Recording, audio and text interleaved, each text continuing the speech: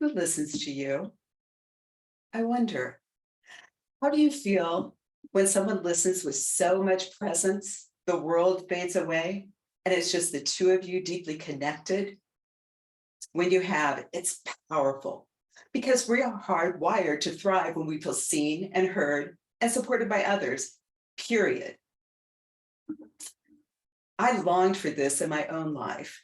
From 3 years old on, I lived on the second floor of a stately mansion in a small country town. And second floor, because my family converted the first floor into a bustling restaurant with banging and clanging and late night bar crowds beneath my bedroom every night.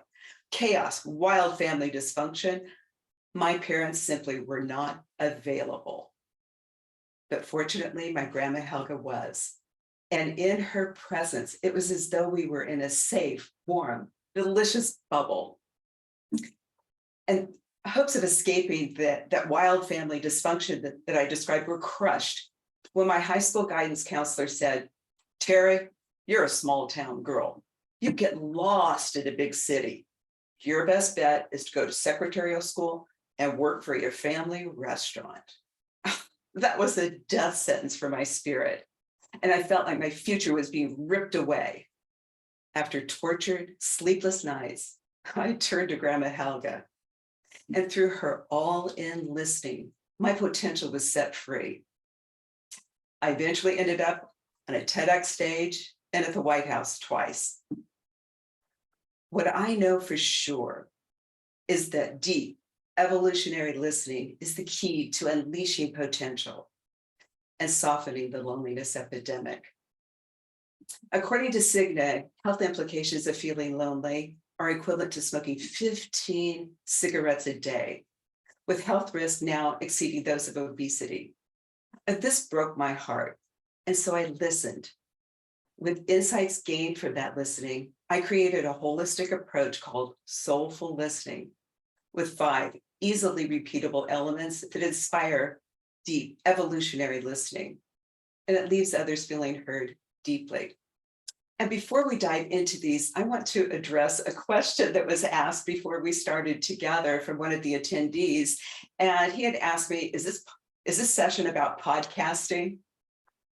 And so I kind of felt into that. And what kind of bubbled to the surface is high quality listening and communication. It's vital to top-notch interviews, whether they be on podcast or in person.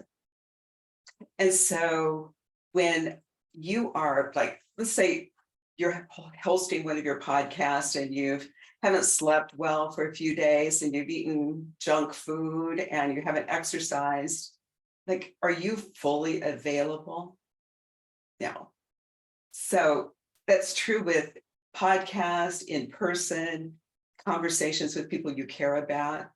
When we take care of ourselves, we bring a better version of ourselves to the conversation. And so the first element of soulful listening is self-care. So when you've had enough good rest and good nourishment, aren't you more available for others? And it's more than a bubble bath. And it includes things like, how are we talking to ourselves? And it's a gift you give not only to yourself, but to others. And this sets us up for the second element of soulful listening, and it's becoming fully present. Imagine we've all been in situations where we can almost see a bubble above a person's head with a list of things they're thinking about. We feel it. And being present might not be as easy as we think. So I'd love for us to take just a few moments and take some intentional breaths.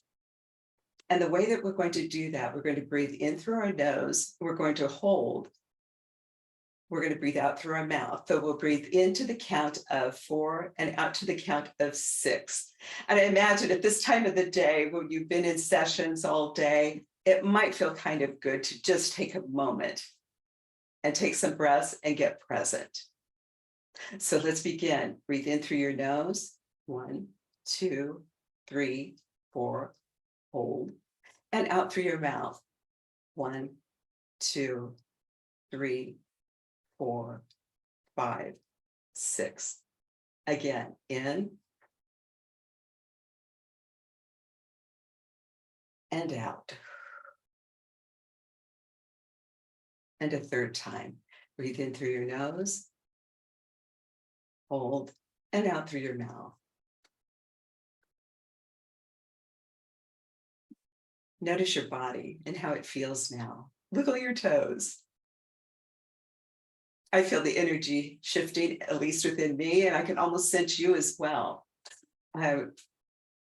We are now more fully in our bodies. And when we truly take care of ourselves and become fully present, we bring a higher quality of connection and compassion into our interactions.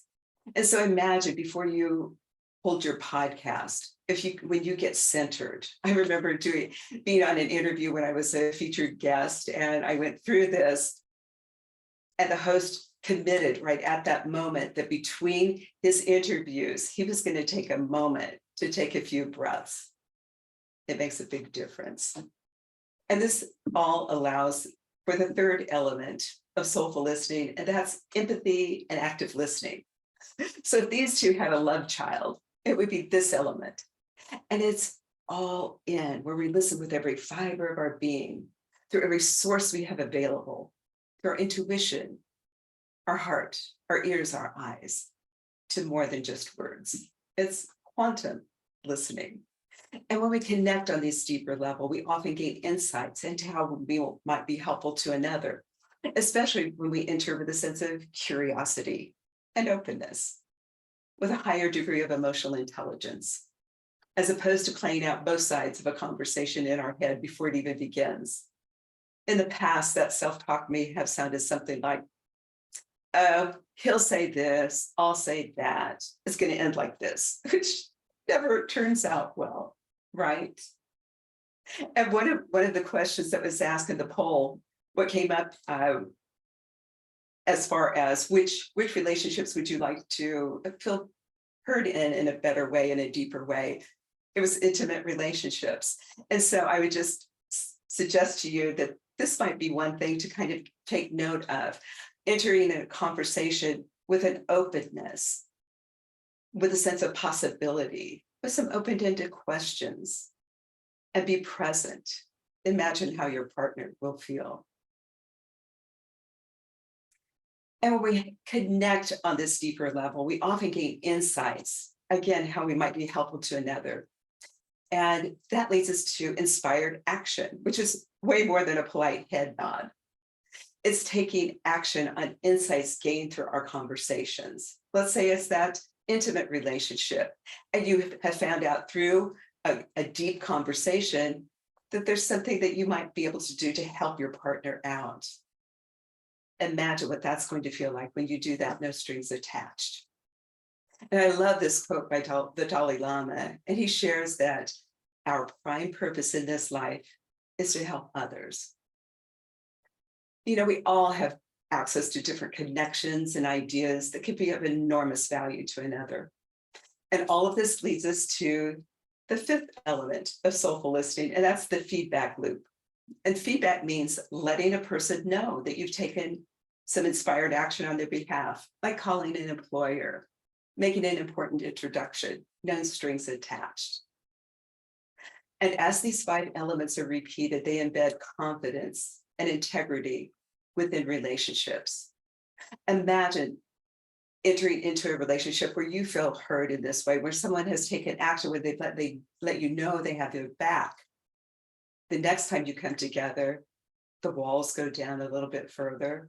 There's more of an openness, more of an authentic exchange. So imagine with me for a moment a world where we all feel heard, where relationships flourish, loneliness diminishes, and greater human potential is realized. Just imagine taking a breath and listening on this deeper level, and then taking some action. And so, as I had mentioned at the beginning, the soulful listening journey came about at an early age for me when my grandma shared this way of being that I took with me throughout my life. And it made all the difference in the world. It ended up opening up doors. And I knew that this way of being, this way of communicating was so important, and being heard. We just don't feel heard today, and the consequences are devastating. And so when I was kind of struggling with, well, how might I share this? Because this is a gift that I now give to the world, a gift given to me by my grandma Helga, and now I share it with the world. And what came up was, the TEDx experience. I mean, it's just so solid, so respected, and so powerful in scaling the reach of someone's message. And so I sat in doubt, I will admit, like, who am I to take on the big problem of people not being heard? And fortunately, I connected with a thought leader group, and they shepherded me through the whole process. And it was just amazing that within one short year, my talk had been viewed by over 141,000 people. And from a small country girl to that big stage to really making an impact has made all the difference in the world. And then by having the visibility of the TEDx stage, some of your colleagues have invited me to have conversations with them on their podcast, and I have loved that so much. And some of the things that I have experienced with some of the podcast hosts is their ability to ask high quality, open-ended questions, which have led into making the soulful listening concept pertinent to whatever discipline that they were looking at sharing with their audience. And so I'm going to use one that was, since several people had asked about intimate relationships, and I was invited to be on a podcast that was financial intimacy. And I thought, gosh, I wonder how soulful listening is going to fit there. But as it turned out, it was so brilliantly positioned, because conversations about money can be high stakes conversations, and they can trigger a lot. So by becoming present, by taking care of yourself, by holding the space for the conversation to unfold, it makes it easier to have those more difficult, more challenging conversations. And the gift that was given to me that I had shared by my grandma Helga, it impacts the business community too. When we look at, some of the more recent research, we see that soft skills are the ones that are being targeted as headhunters are recruiting individuals for the C-suite. Who would have thought? Who would have thought? So it is so powerful. And within a family relationship, communicating in this way can be almost magical. And I'm going to share a story about my son. And so I was a single parent from the time my son was 10. His name's Jacob. And so we always have communicated in this way, although it wasn't called soulful listening at the time. So we would tune in for high stakes conversations. We both, would be there. The space would be open for it to unfold, however it was going to unfold. So I remember one conversation. He was 15 years old, and we tuned in for one of these connected conversations.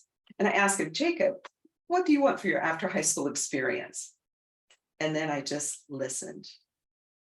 And he, at 15 years old, 6'5", 300 pounds, said, Mom, I'd like to go someplace strong in math and science. And if I could, play on a good football team. Is there a place that has both? Oh my goodness. I didn't even know how to respond, so I didn't. I just simply said, I will check. It certainly wasn't in the cornfields of Nebraska in our backyard. So I asked around. And so that would be taking inspired action. And so then a Southern school kept popping up. So I took this back to Jacob and I said, people are saying this school. And he said, well, we should go. I didn't even know how I was going to pay for a plane ticket, let alone feed a 300-pound behemoth athlete in a big city. And Jacob and I knew early on, whatever was going to happen after high school, it would be up to the two of us to finance. So, sometimes when you tune in and listen and take inspired action, doors will open. So we ended up on a plane. We went to the Southern school, met with coaches, met with students. 3 days later, we're in a park area. He looks down at me from his 6'5" perch and says, Mom, I feel like I belong here. And that was it. He was determined that he was going to go to this school, whether he got a scholarship or not. Fortunately, for both of us, he ended up getting a football scholarship to play Division I football for Georgia Tech. And so I share this with you because one conversation can make such a huge difference. And as you're listening to people, and as you are having high stakes conversations, or as you are interviewing people on your podcast, hold the space for the conversation to be whatever it will be. And then take some action. And then let them know that you've taken action. And so Jacob has gone on to do some pretty remarkable things. He went on to coach at the collegiate level. He became a doctor of physical therapy. He lives a life of possibility. And he just most recently, just now, he's moved to San Diego, and he is the head of human performance development in an organization, in a facility that is funded by the Navy SEAL Foundation. He works exclusively with Navy SEALs. And so the reason that I share this with you is really understand the power of those pivotal conversations. For me, it was with my grandma Helga, when she held the space for me to be more than a waitress at the family restaurant. Of course, action was required, and a lot of fortunate things, a lot of serendipity, and holding the space for somebody is just enormously powerful. And so I'm going to circle this back also to the thought leader community, and as you're considering whether you want to step onto that big stage, I have found throughout my life that it really is helpful to align yourself with proven professionals and those that know the way, that can help guide you. And, that is also true in many things. And certainly when we're stretching ourselves beyond our immediate vision and our comfort level. And so when, we're talking about soulful listening, I would invite you to consider this. There's a way to soulfully listen to yourself. And as you have that inner knowing or inner nudging, there's a reason for that. There's a reason for that. Your message is needed in this world. And it's different for each of us, but we have a voice within us when we listen to it in a way that is honoring and acknowledging.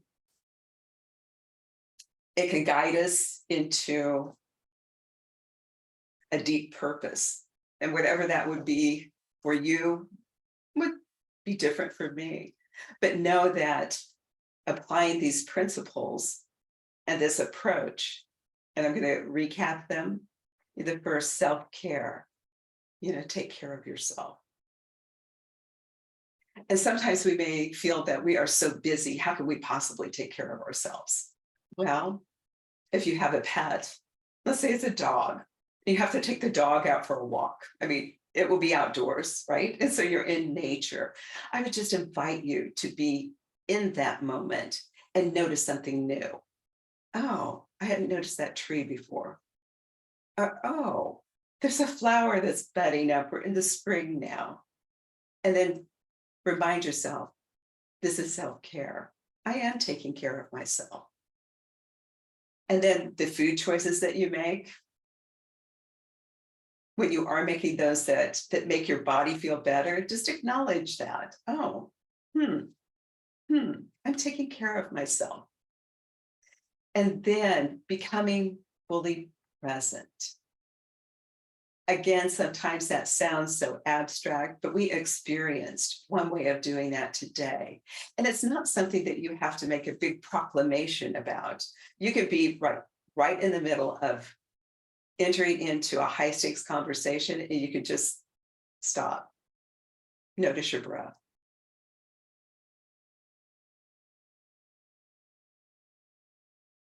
And what that does is it helps to kind of settle down our nervous system.